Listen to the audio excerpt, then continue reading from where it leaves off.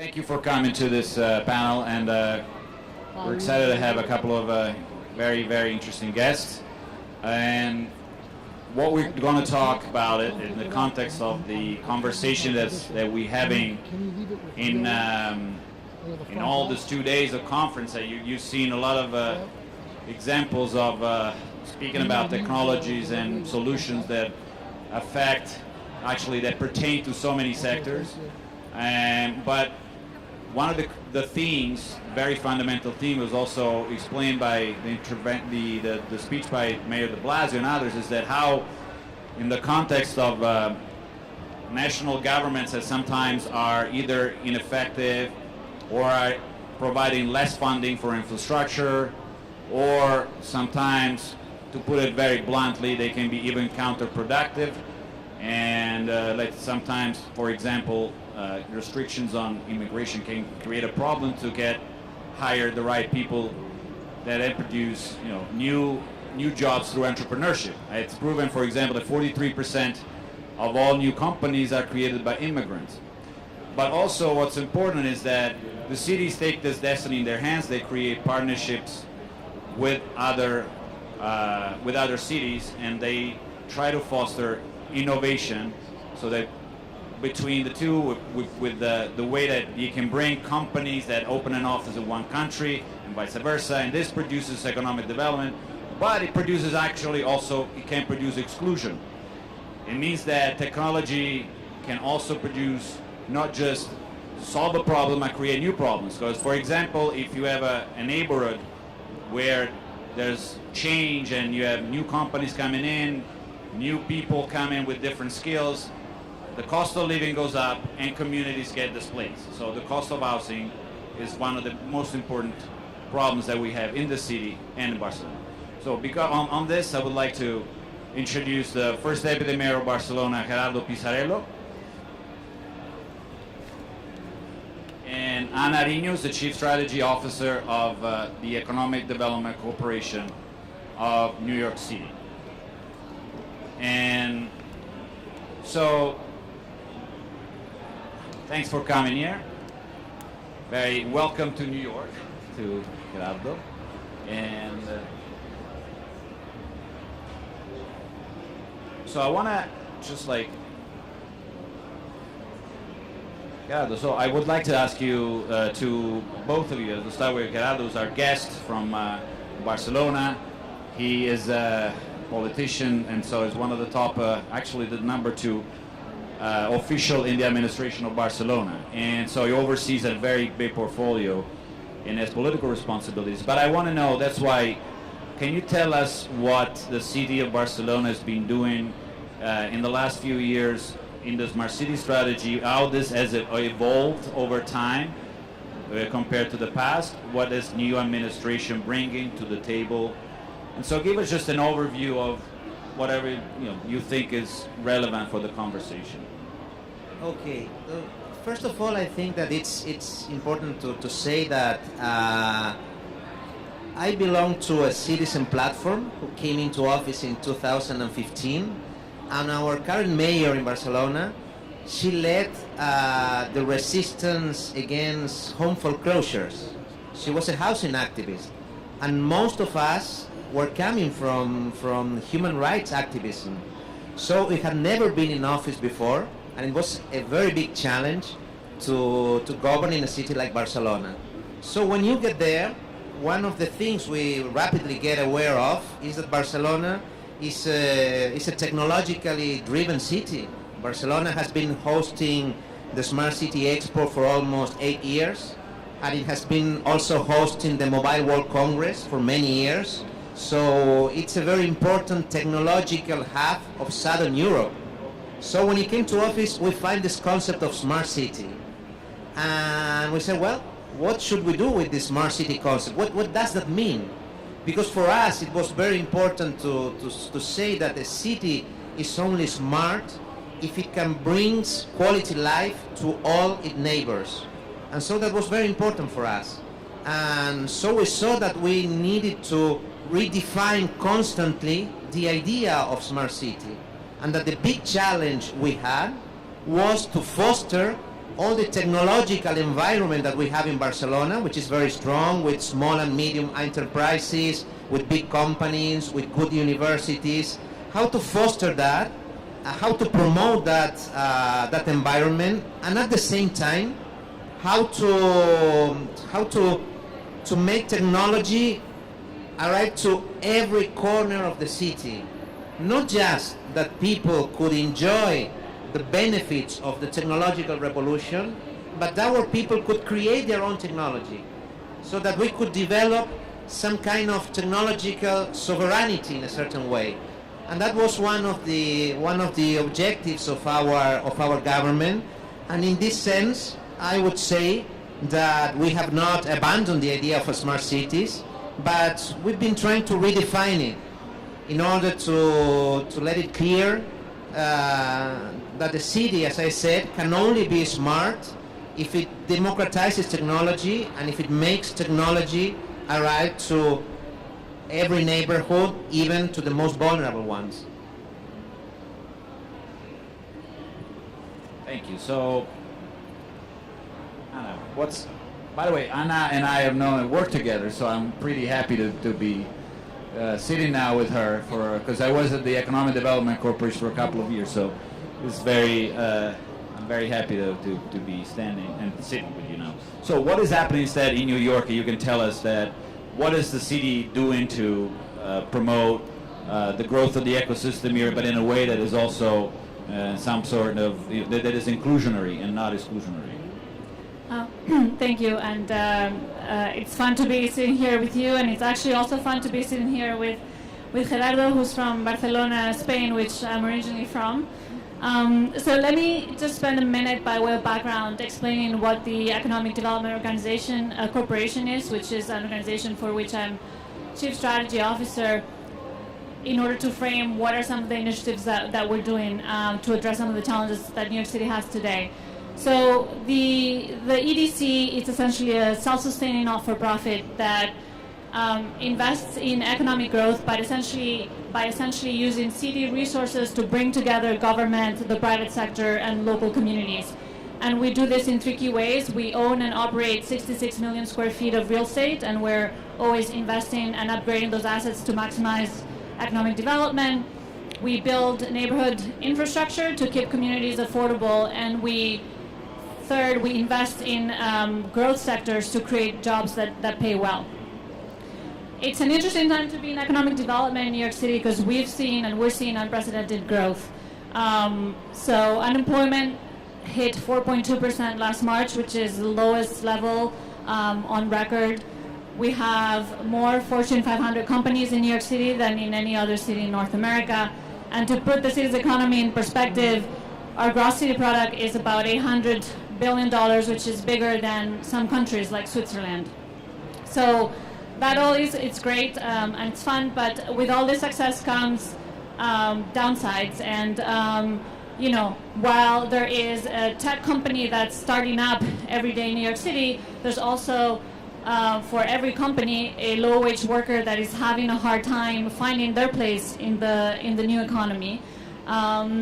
And so, the disparities between the very wealthy and the working class are really stark, and they're unacceptable. And at EDC, we've given ourselves a mandate to make historical investments to really make New York City fairer today and stronger tomorrow.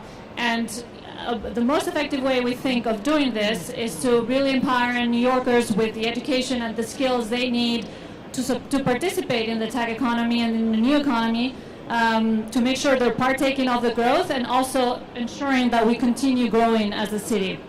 And so some of the investments that we're making to do that, and I'll give you sort of three examples to illustrate, but first is we are supporting tech training programs that equip New Yorkers with 21st century skills. And so the city today has over 100 organizations that provide accelerated tech training.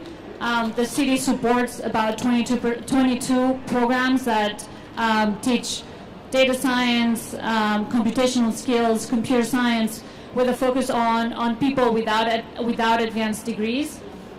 Programs like the Tech Talent Pipeline are connecting these students to role and job opportunities at companies like Spotify, betterment Viacom. So that's one strategy. The second is that we are really investing across all grade levels of the student population to equip New Yorkers with the skills they need for careers in computer science in the future. And so the Mayor Bill de Blasio's Computer Science for All initiative has introduced computer science education in all of the city's public schools in New York City. That's a population of over 1 million students. And at the university level and the college level, we are investing $20 million and committing to doubling the number of college graduates that graduate with a bachelor's in technology across the CUNY colleges. And so that, with that initiative, we're reaching a student demographic that is 40% foreign-born and over 75% people of color. And lastly, we are establishing partnerships in local communities and neighborhoods with the private sector and the community to make spaces available to use technology, to test technology to address local community needs. And so an example of that is our Brownsville NYCX School Lab. Brownsville it's an area of Brooklyn where 40% of people live in poverty, and we've designed programs that use technology to, for example, reduce litter on public spaces. And so we truly believe that this type of initiatives enable inclusive innovation by allowing New Yorkers to participate in the tech economy, and we're fully committed to those to achieve our goal of making New York City fairer today and stronger tomorrow. Thank you. So I want to go back to Barcelona. I want to hear more because you didn't. I would like to hear more in depth what also your vision is for the city, and give us some examples of what you're doing. It was very interesting what you were saying before. Yet you want to democratize technology. You want to make sure that it's kind of the technology is produced by the citizens in some way. So it's almost like a form of participatory. Participatory technological change or something. I don't know. I'm trying to define it right now. So, give us a little bit more. I want to hear more about Barcelona because it provides good examples for the city. No, I think that's one of the challenges we have, because we are living a technological revolution, and many people are afraid of that. Many people feel that this digital revolution, this technological revolution, will just mean deshumanization, that will mean losing their jobs. And I think that we have to fight against that, and we have to make our people feel proud of being a technological driven city. And in order to do that, we have to show them that technology is not an end in itself, that it's a means. That technology is like, a knife is technology, and with a knife you can cut a slice of bread or you can stab someone. And so that's very important from the political standpoint to explain that technology has to serve concrete ends, like fighting the climate change, like fighting inequality, like having a sustainable mobility in the city, and that's what we are working on. And of course I share New York's point of view in the sense that you have to start in the schools, you have to start with little kids there, studying mathematics, studying engineering, studying robotics, and that's what we are trying to do. We also have some programs especially to fight against the gender divide in technology, which is very important for us. We have a clearly feminist government in Barcelona. We don't just have the first female mayor in the history of the city, but women's rights are very important for our government. So we are working specifically on that in the technology field, and we think there are many things to do. We have launched many programs to work in the school with little girls, and at the same time we are trying to develop a more plural, innovative ecosystem. I think that all our enterprises need to have the opportunity to participate in this ecosystem. So for instance, through public procurement, we have changed many things, because through public procurement you can open the players in technology fields with public procurement you can prioritize technology that serves to fight, as I said, against social exclusion, technology that serves to fight against climate change. You can in a certain way orientate a certain model of the city, and that's working in a very good way. This is extremely interesting, the procurement that you changed. And can you give us a quick example of what you changed? So maybe it could be a learning experience for New York. Well, sometimes it's not that easy. But Yeah, for instance, procurement is a very big. I'll give you some examples. When we had the phone operators that work with the city council, we wanted to change that. We wanted to open it to more companies. But the problem is that you only have the big players there, and so you have a couple of big players. So even if you divide your contracts in little pieces in order to have more players, it's very difficult to do that. But what we said, what we did is we sat down with the big players and we told them we asked them to fulfill some requirements. For instance, that the city of Barcelona wanted to have the data they were using.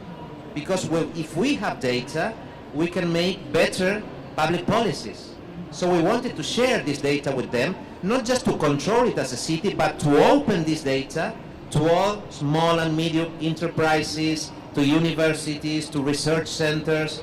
So in this way, the public procurement is enabling us to open data to the whole economic and scientific ecosystem of the city. And that's an important change, for instance, that you can do through public procurement. That's very interesting, and procurement is always a big problem for, especially because there's a trade-off, as you know, between transparency, accountability, and effectiveness. That's it. Authoritarian governments are faster. And I just wanted to ask Anna, if what are on international level, what kind of initiatives is the city, and especially through the EDC, enacting and planning for the future strategically? Yeah, we're doing a lot internationally, and we believe we can learn a lot from international partners. And in fact, we have existing collaborations with Barcelona, among others, in our current ecosystem of programs and physical spaces that promote entrepreneurship. I would say that particularly today, power diplomacy is more important than ever for a city like New York, especially in a moment in time when we kind of look to Washington for leadership and where we must act independently. And we want to say specifically at this time that New York City is open for business. And so, we recently signed, for example, an agreement with the country of France. And like I said, the size of New York City's economy is bigger than many other countries. So we signed an agreement with France to continue identifying new opportunities for investment. And so to put France's and New York City's partnership in perspective, over the last 15 years, France has invested over $7 billion in New York City and created over 20,000 jobs. We have about 180 startups, French startups in the city today across retail, media, the tech sector, and we want to make sure that we continue to benefit from those opportunities and we don't lose France as a partner. As we train New Yorkers for the 21st century economy, we want to make sure that they're able to access job opportunities from local businesses, but also from international companies, because this is increasingly a more globalized world. And so when we look to engage international companies, we look to bring them onto our initiatives and ensure that there are pathways that connect New Yorkers and residents with the opportunities that they bring. And throughout, we emphasize that we prize New York City's diversity. We've always been a city of immigrants, and we will always be. So before we close, I want to. Gerardo, is there anything that you want to say that you have that can tell us a story about Barcelona that we can learn, and any final statements that you can make that is really about it's again your administration has been really, really strong and vocal on a lot of issues, and it's you came in with the idea of producing strong change. So I think it's interesting for us to know some final, concluding remarks on what your vision is and what you want to do. Well, I think that an important message, as Anna was saying now, is that cities have to work together. That's very important. We are facing like global challenges that we cannot face by ourselves, and we have some global opportunities that we have to work together as cities. And as you said at the beginning, Gianluca, sometimes our central governments are working against us. So cities have to ally, to search for alliances. And we have done that. We have done that with New York, with Paris, with Amsterdam, to face some global changes like the sharing economies, for instance. Sharing economies are also there because sharing economies and all these digital platforms that are growing permanently. And we think that that's something that is here to stay. And so when we deal with big platforms like Airbnb or like Uber, we want to sit with them and we want to find, to reach some agreements with these big platforms. But in order to do that, we need to do it in a coordinated way between cities. And that's a very important message is if cities go together, there's a lot of things that we can achieve. And if cities go together with their enterprises, with their universities, and with their communities, there's a lot to do. Okay, thank you. And how much time do we have? Zero. All right. So I think we have to go. But I really thank you both for coming. It was a short panel, but I think it was very interesting. And thank you again for participating. And I hope you both, Anna, can come back with some wisdom from Barcelona and can get a lot of wisdom from staying in New York. All right? Thank you very much. Thank you very much.